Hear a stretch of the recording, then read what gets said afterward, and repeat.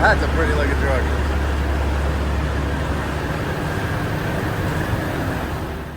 Hey guys, welcome back to the Hustlin' Horsepower YouTube channel, where the talkers talk and the doers do.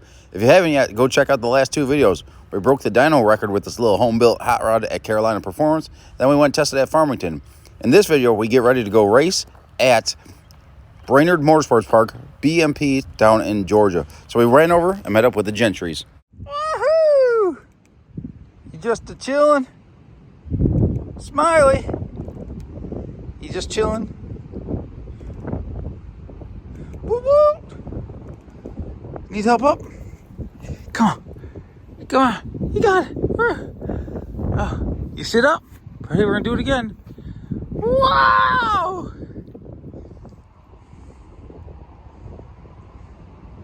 Are you unsure? We need to adjust the pivot point on there. It ain't working so good, is it? A little crooked for you? Wanna go for a walk? Go for an adventure. Well, guys, it's 3:30 in the morning. There's not a soul in sight. Just a young guy in his race car hoping to go racing Saturday night. Let's see if she's ready to fire. Those things are obnoxious looking up there, aren't they? Well, guys, up here in New York, I'm going to be leaving sometime in the morning, late tonight, early morning, to head back down to Tennessee, pick up the truck and trailer, and maybe race this weekend. But it is like literally 65 degrees out. Smiley just went inside. And it's supposed to drop from like 64, 65 degrees down to 22 degrees tonight. This storm is rolling right now. It's freaking getting nasty. The wind just picked up. It's getting nasty out right now. The next freaking half hour or so, it's going to drop. I think over 3 hours, it's supposed to drop to 35 degrees. Well, guys, it's looking like an arrival time of right around, I don't know, 11 o'clock. It's 11 hours driving. It's not, I didn't get on the road till noon. Decided to spend a little extra time with Smiley, Miley, and Mandy, and we were able to book a flight so they could come into Yellow Belly.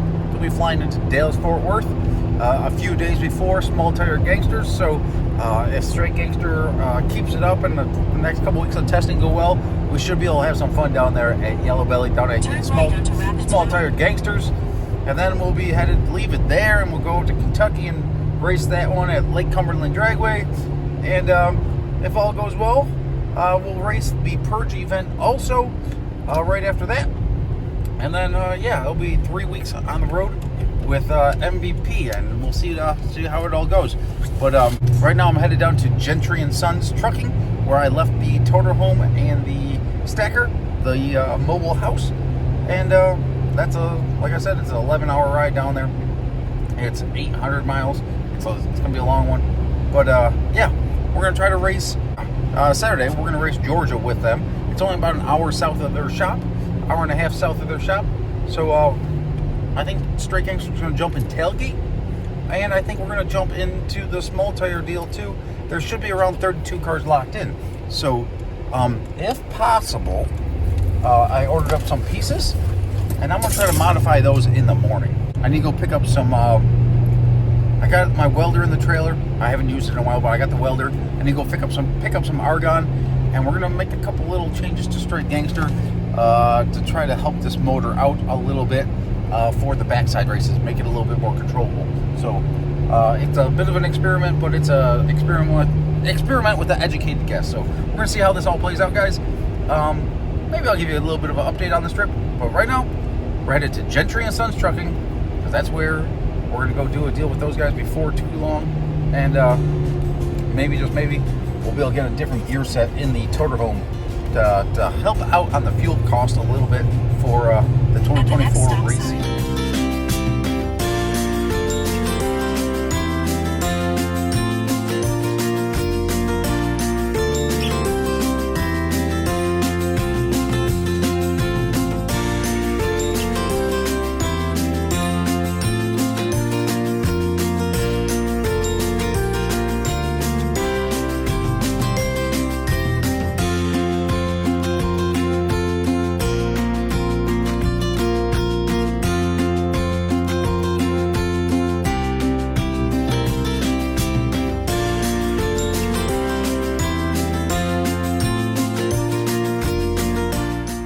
Well, guys, I made pretty good timing. It is just shy of midnight here at Gentry and Sons Trucking.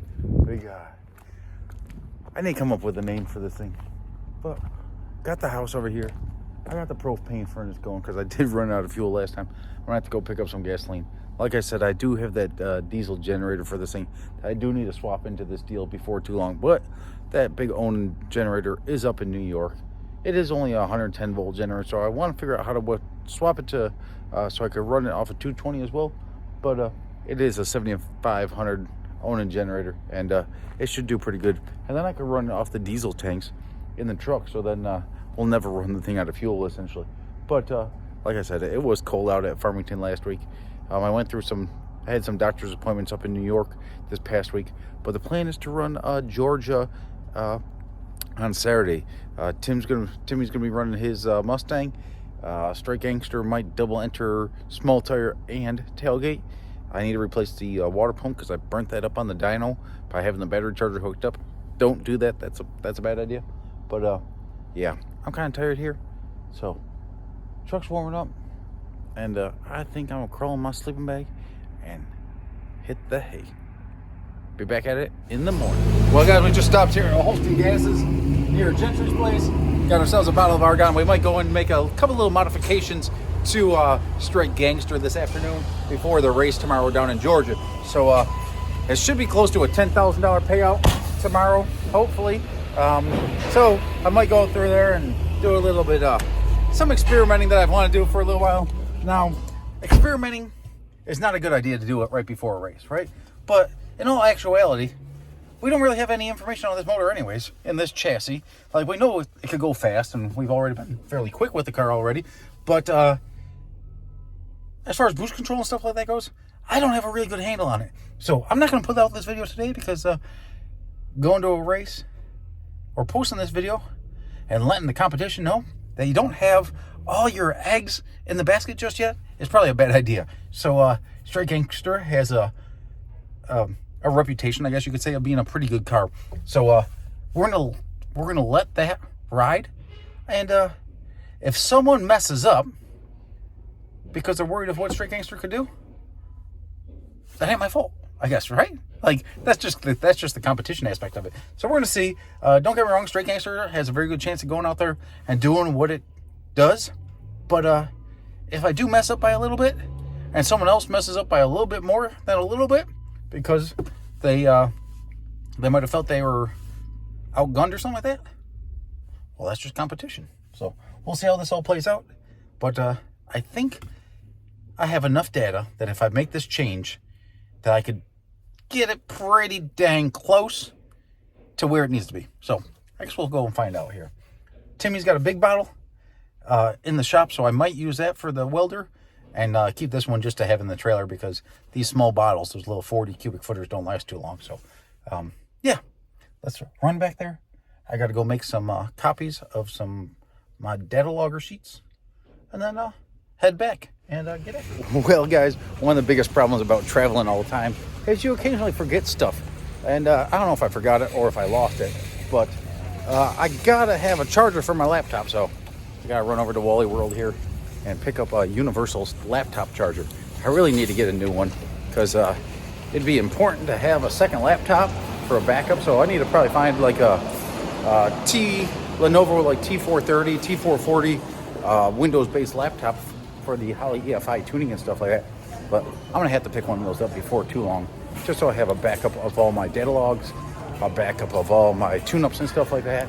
Because yeah, if you don't have your laptop, I got my notes and stuff like that, and I got a thumb drive with my base tune-ups in it.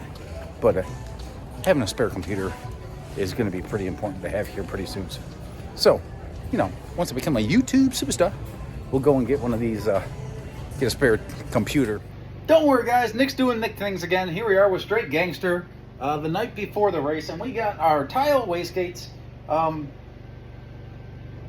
Yeah, they're supposed to be on the exhaust, right? But Nick is doing Nick things here, and we're going to relocate those to up here. So the turbines, I bought these turbines, and they're not overly cheap, and they're a little bit too big for the RPM that we're spinning this motor at. You guys saw in the dyno video, I did advance the camera a little bit to change the RPM curve of the motor because I just don't have the finances right now to get the valve train that I need in this motor. This is the motor that I put together, made just shy of 2,000 horsepower, but the turbo lag testing, even though we ran pretty good to the 330 and lifted way early and still went a 508 at only 112 miles an hour, the boost curve was lagging. So to be able to combat that, and there's a couple other reasons why I'm doing this, but it is a bit of an experiment. We're going to try this. We're going to relocate the wastegates to the charge pipe, and I should be able to use some of my old tune-ups with this chassis, even though this motor makes a little bit different power and stuff like that. Boost ramps and stuff like that should be pretty similar for my Target ETs. When I say pretty similar, I'm talking about, you know, maybe within 5 miles an hour of the 8th mile an hour target time, maybe within a tenth or so, tenth and a half, maybe to like 2/10 to the 330 if I reuse all my same boost curves from previous runs of Straight Gangster with the previous motor that was in it. So we're going to relocate those, and maybe, just maybe, our previous data that we have of Straight Gangster is going to work. So I went over here and purchased these guys. I didn't make these. I probably could have, but those are going to sit on here like that. I indexed them to 1 knuckle width from the firewall here. And these suckers are going to sit in here. This guy is on the other side, but they're going to sit in there basically like that. Boom. I'm going to flip the camera off. Yes, these are the wastegates that got burnt up in the fire of the Dirty 30, and they got beat up, but they're serviceable, right? They're designed to take heat, I guess you could say. There's still pieces of like optic armor burnt on them and stuff like that from the windshield that burnt off. But yeah, these things are going to sit kind of like that. So yes, we have the blow-off valve still on it. Yes, the welds on this thing look hideous. That is because a lot of this is used aluminum tubing, and it's hard to weld used aluminum tubing that went through a fire.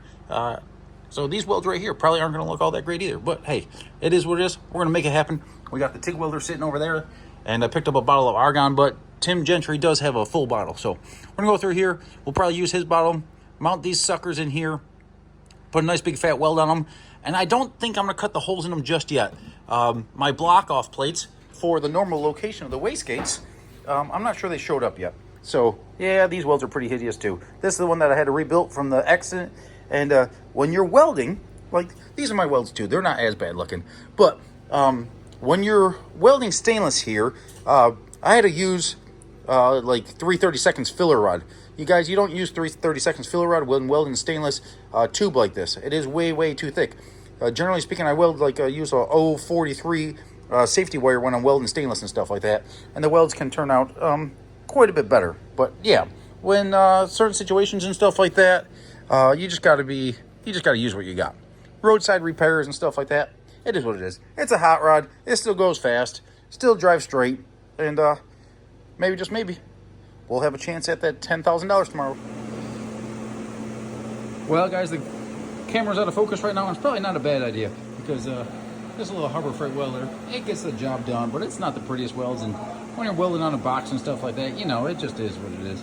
But they are welded on. They should be plenty strong. Hopefully the flanges didn't warp. They're a little on the thin side, and I wish they were a little bit taller. When you're welding aluminum, you don't want the tungsten sticking out that far, but you kind of got to get in here because you want the tungsten kind of close. But even with a small number 6 head on here, these flanges are too short to be able to get in there. But it is what it is. Like on the blow-off valves, if these weren't like reused 3 times and had 3 layers of weld on them, like you'd be able to get in there, you know, plenty, because these deals are long enough. But on these guys here, they're a little bit too short, so you can't really get the welding torch in there. But it is what it is. They should hold. Well, guys, it's 3:30 in the morning. There's not a soul in sight. Just a young guy in his race car hoping to go racing Saturday night. Let's see if she's ready to fire. Those things are obnoxious looking up there, aren't they? Well, guys, you're going to have to like and subscribe and come back Thursday to see how Straight Gangster did at its first event of 2024.